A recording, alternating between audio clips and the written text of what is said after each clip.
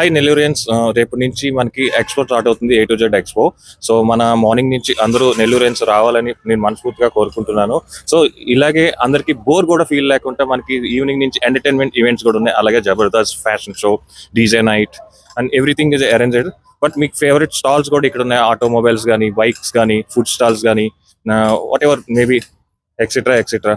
So అందరూ వస్తారని మనస్ఫూర్తిగా కోరుకుంటున్నాను. Thank you so much. రేపటి నుండి A to Z పేరుతోటి నెల్లూరులో ఉన్న ప్రముఖ కంపెనీలన్నీ కూడా ఇక్కడ 13, 14, 15 తారీఖుల్లో ఒక ఎక్స్పో పెడుతున్నారు.